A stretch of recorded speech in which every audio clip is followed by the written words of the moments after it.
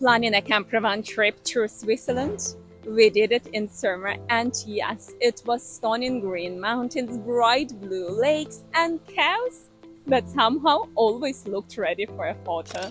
Switzerland is not a place where you can just go with the flow. Small things such as parking and sticker requirements can add up to significant cost if you don't plan ahead. In this guide, I'll walk you through everything we learned. How much time do you really need? What kind of budget to expect? Where you can and can't sleep in your van? What to get before entering the country, and a few small tips that make a big difference. A quick note about the weather. In summer, June to August, Switzerland often has sunny mornings and rainy afternoons, especially in the mountains. This happens because the heat builds up during the day, causing short but strong storms later on. It's not rainy all day, but if you are planning hikes or outdoor stuff, it's best to do it earlier in the day. Should you book campsites in advance? We didn't. And yes, a few times we couldn't stay exactly where we wanted, but honestly, it wasn't a big deal. We were able to book a bit further away. I still prefer having the freedom to change plans rather than following the fixed itinerary just because something was booked. That said, in many cases, especially in popular areas, there are quite a few campsites around, so you usually have options. But if you feel better having everything locked in, then booking ahead definitely makes sense. So, can you just park anywhere and sleep in your camper in Switzerland? Not really. Switzerland's pretty strict about that. Wild camping, just pulling over and sleeping wherever, isn't allowed in most places.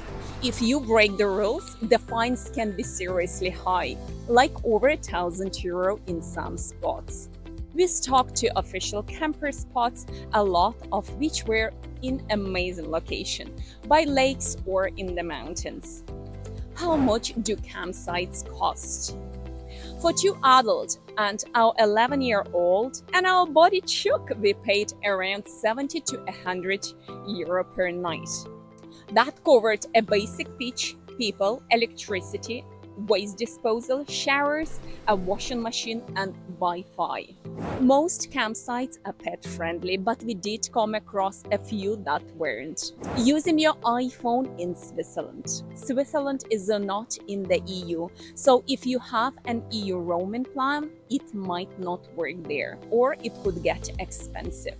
Before you go, make sure to check if your mobile plan includes Switzerland, or buy a data travel plan that covers it. An easy option is to use eSIM card. No physical SIM card needed.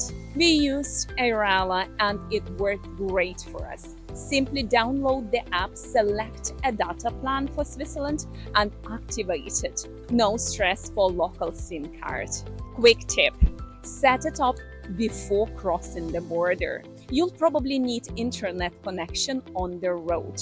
Data roaming is seriously pricey. You'll need an unlocked phone that supports eSIM card.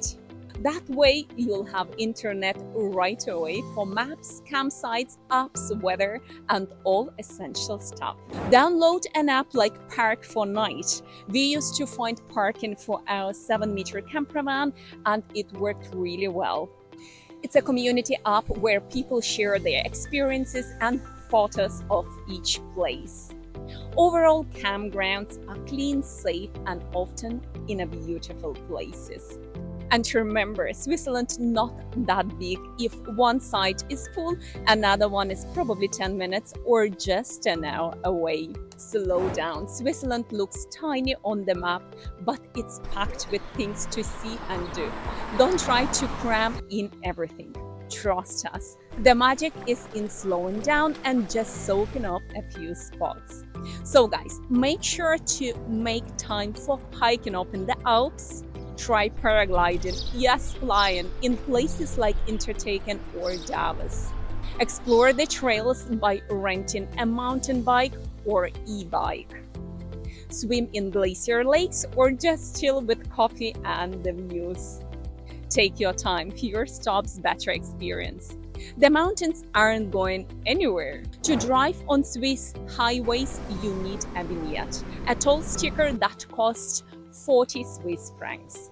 It's valid for the entire year, and there is no option to buy one for just a week.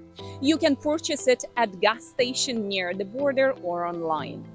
Speed limits in Switzerland are 120 kilometers on highways, 80 kilometers on country roads, and 50 in towns. Be extra careful when driving in Swiss towns. Bike lanes are everywhere and cyclists have priority. Even if you are a tourist driving a campervan for the first time, locals won't hesitate to let you know if you accidentally cross into a bike lane. So take it slow, stay alert, and make sure you are in the correct lane at all times. Roads are clean, safe, and beautiful, but mountain passes can be narrow and steep. Take it slow. Guys, be ready for a road closure in the mountains due to weather or maintenance. Even in summer, it may cause a delay or, in some cases, a route change. Campsites versus wild spots.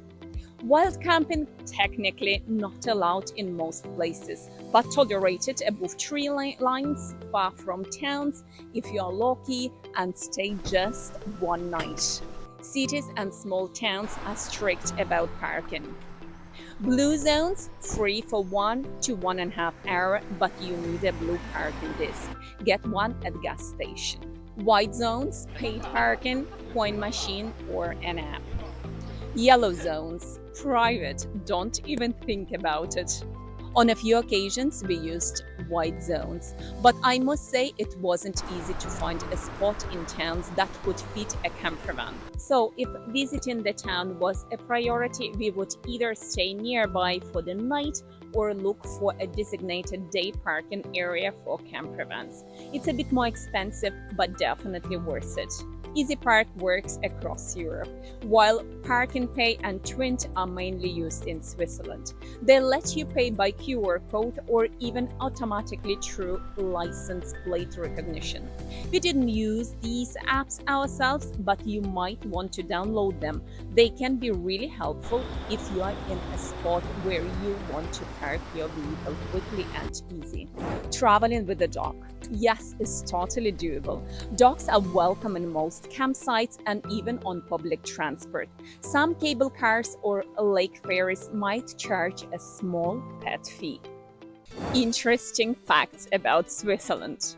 They have a quiet hours rule, and it's serious. After 10 p.m., you can get in trouble for things like vacuuming or even flushing the toilet in some apartments. Yep, silence is golden. It's illegal to own just one guinea pig.